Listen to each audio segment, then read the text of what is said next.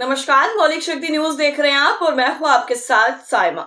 अरविंद केजरीवाल की मुश्किलें एक बार फिर से बढ़ने वाली हैं क्योंकि दिल्ली के राउज एवेन्यू कोर्ट ने पूर्व मुख्यमंत्री अरविंद केजरीवाल के खिलाफ एक अहम फैसला सुनाया है, जिसके बाद पार्टी में बवाल हो गया। दरअसल कोर्ट ने द्वारिका में होर्डिंग्स लगाने के लिए कथित तौर पर सरकारी पैसे के दुरुपयोग के मामले में उनके खिलाफ एफआईआर दर्ज करने का आदेश दिया है।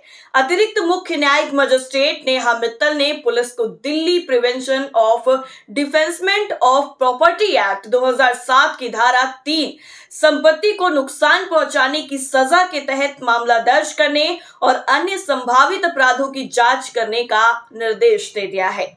दरअसल ये पूरा जो मामला है वो बीजेपी से जुड़ा हुआ है। बीजेपी दिल्ली के जो वीरेंद्र सचदेवा अध्यक्ष हैं, उन्होंने कहा है कि बीजेपी शुरू से ही अरविंद केजरीवाल सरकार पर जनधन के दुरुपयोग का आरोप लगाती रही है।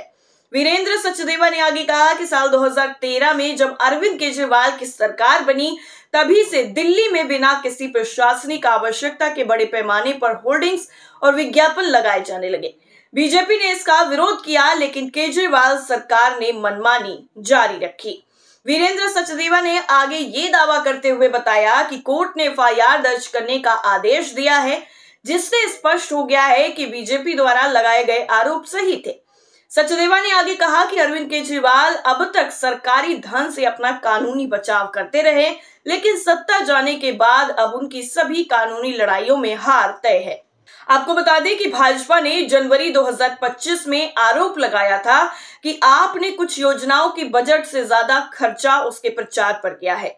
भाजपा ने यह भी दावा किया कि बिजनेस ब्लास्टर्स योजना के लिए 54 करोड़ रुपए जारी किए गए थे, जबकि इसके प्रचार में 80 करोड़ रुपए खर्च किए गए।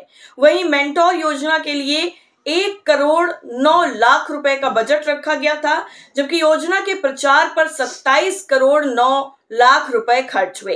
पराली प्रबंधन योजना के लिए 77 लाख रुपए का बजट था, जबकि प्रचार पर ही 28 करोड़ रुपए खर्च हुए। इसके साथ ही पिछले सप्ताह ही दिल्ली भाजपा अध्यक्ष वीरेंद्र सचदेवा ने आप सरकार की तरफ से संचालित मोहल्ला क्लिनिक में भी बड़े पैमाने पर भ्रष्टाचार का आरोप लगाया था और पूर्व स्वास्थ्य मंत्री सत्येंद्र जैन और पूर्व मुख्यमंत्री अरविंद केजरीवाल पर मुफ्त स्वास्थ्य सेवा के नाम पर भ्रष्टाचार की दुकानें चलाने का गंभीर आरोप लगाया। सचदेवा की यह प्रतिक्रिया आपके वरिष्ठ नेता जैन की तरफ से एक प्रेस कॉन्फ्रेंस में दिल्ली में भाजपा सरकार द्वारा 250 मोहल्ला क्लिनिक बंद करने की कथित योजना की कड़ी आलोचना करने के बाद सामने आई। सत्येंद्र जैन ने इसे शहर के स्वास्थ्य सेवा ढांचे को पंगु करने का कदम बताया था। अरविंद केजरीवाल पर एक और नई एफआईआर दर्ज करने का जो पूरा मामला है, इसकी शुरुआत कैसे हुई, चलिए ये भी आपको बताते हैं। दरअसल इस पूरे मामले में कोर्ट ने माना है कि अरविंद केजरीवाल और बाकी नेताओं पर मामला बनता है। कोर्ट ने 156(3) सीआरपीसी के तहत याचिका स्वीकार कर ली। द्वारिका साउथ पुलिस को एफआईआर दर्ज करने का आदेश दिया गया है। पुलिस को 18 मार्च तक अनुपालन रिपोर्ट भी देनी होगी। आपको बता दें, ये जो पूरा मामला है वो एक बार फिर राजनीतिक हलकों में चर्चा का विषय बन गया है, जिसमें सवाल उठ रहे हैं कि क्या ये कानूनी कार्रवाई है या फिर राजनीतिक प्रतिशोध। ये फैसला ऐसे वक्त में आया है जब अरविंद केजरीवाल और उनकी पार्टी आम आदमी पार्टी पहले से ही कई कानूनी और राजनीतिक चुनौतियों का सामना कर रही है। पिछले साल शराब नीति घोटाले में उनकी गिरफ्तारी और जमानत के बाद अब ये नया मामला उनके लिए मुश्किलें बढ़ा सकता है। बीजेपी इसे आपकी कथित भ्रष्ट नीतियों का सबूत बता सकती है, वहीं आप इसे राजनीतिक बदले की कार्रवाई करार दे रही है। पार्टी के समर्थकों का कहना है कि 2019 का मामला अब उठाना सत्ताधारी दलों की साजिश है, ताकि अरविंद केजरीवाल की छवि को नुकसान पहुंचाया जा सके। अब आप ये पूरा जान लीजिए कि ये जो पूरा मामला है वो शिव कुमार सक्सेना नाम के एक शख्स की शिकायत से शुरू हुआ। उन्होंने कोर्ट में अर्जी दाखिल की थी। सक्सेना ने आरोप लगाया कि अरविंद केजरीवाल ने 2019 में द्वारका में बड़े बड़े होर्डिंग्स लगवाकर सरकारी पैसे का दुरुपयोग किया। उनका दावा था कि ये होर्डिंग्स सरकारी खजाने से राजनीतिक प्रचार के लिए लगाए गए, जो गैर कानूनी है।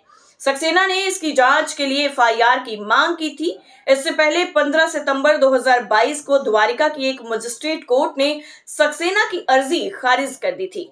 इसके बाद उन्होंने रिवीजन याचिका दायर की। 21 जनवरी 2025 को रिवीजन कोर्ट ने मामले को फिर से मजिस्ट्रेट कोर्ट में भेजा और नए सिरे से फैसले का निर्देश दिया। अब एसीजेएम नेहा मित्तल ने इस मामले में एफआईआर का आदेश देते हुए जांच को जरूरी बताया है। दरअसल 2022 में द्वारिका साउथ पुलिस स्टेशन के एसएचओ ने एक स्टेटस रिपोर्ट दाखिल की थी, जिसमें कहा गया था कि 2019 की शिकायत के समय बताए गए स्थान पर अब यानी 2022 में कोई होर्डिंग्स नहीं मिले, इसलिए कोई संज्ञेय अपराध नहीं बनता है। लेकिन एसीजेएम मित्तल ने इस तर्क को खारिज करते हुए कहा है कि समय बीतने और प्रिंटिंग प्रेस की जानकारी ना होने के कारण सबूत जुटाना असंभव है। ये कहना गलत है। इसके साथ ही कोर्ट ने जोर दिया कि वैज्ञानिक और तकनीकी प्रगति के इस दौर में जांच को मौका दिए बिना इसे बेकार मान लेना ठीक नहीं है। कोर्ट ने पुलिस की कार्यशैली पर भी सवाल उठाए। जज ने कहा कि यह हैरानी की बात है कि एसएचओ की इस रिपोर्ट में इस पहलू पर कोई जानकारी नहीं दी गई कि शिकायत में बताए गए समय और स्थान पर होर्डिंग्स थे या फिर नहीं।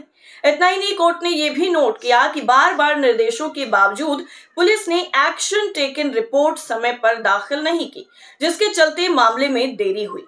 आपको बता दें कि Delhi prevention of defacement of property act के तहत संपत्ति को नुकसान पहुंचाने या उसका दुरुपयोग करने की सजा में जुर्माना और कारावास दोनों शामिल हो सकते हैं। अगर जांच में ये साबित हो जाता है कि होर्डिंग्स के लिए सरकारी फंड का गलत तरीके से इस्तेमाल हुआ है, तो अरविंद केजरीवाल के खिलाफ बड़ा मामला भी बन सकता है। लेकिन सवाल यह भी है कि क्या ये मामला सिर्फ तकनीकी उल्लंघन का है या इसके पीछे गहरे राजनीतिक मकसद हैं। एक्स पर इस फैसले को लेकर मिलीजुली प्रतिक्रियाएं देखने को मिल रही हैं। कुछ यूजर्स ने इसे केजरीवाल के खिलाफ साजिश बताया है, तो कुछ ने कहा है कि सार्वजनिक धन का दुरुपयोग करने वालों को सजा मिलनी चाहिए। राउज एवेन्यू कोर्ट का ये फैसला अरविंद केजरीवाल के लिए कानूनी और राजनीतिक दोनों मोर्चों पर चुनौती पेश करता है। एफआईआर दर्ज होने के बाद जांच क्या दिशा लेती है, ये देखना काफी ज्यादा दिलचस्प होगा। बाकी अगर सबूत मिलते हैं तो ये आपके लिए बड़ा झटका होगा। वहीं अगर ये मामला कमजोर साबित हुआ तो विपक्ष पर राजनीतिक दुरुपयोग का आरोप और मजबूत होगा। इस मामले की असली सच्चाई जांच के बाद ही सामने आएगी, लेकिन तब तक ये दिल्ली की सियासत में हलचल मचाए रखने के लिए काफी है। फिलहाल के लिए इतना ही। बाकी खबरों के लिए जुड़े रहिए मौलिक शक्ति न्यूज के साथ। नमस्कार।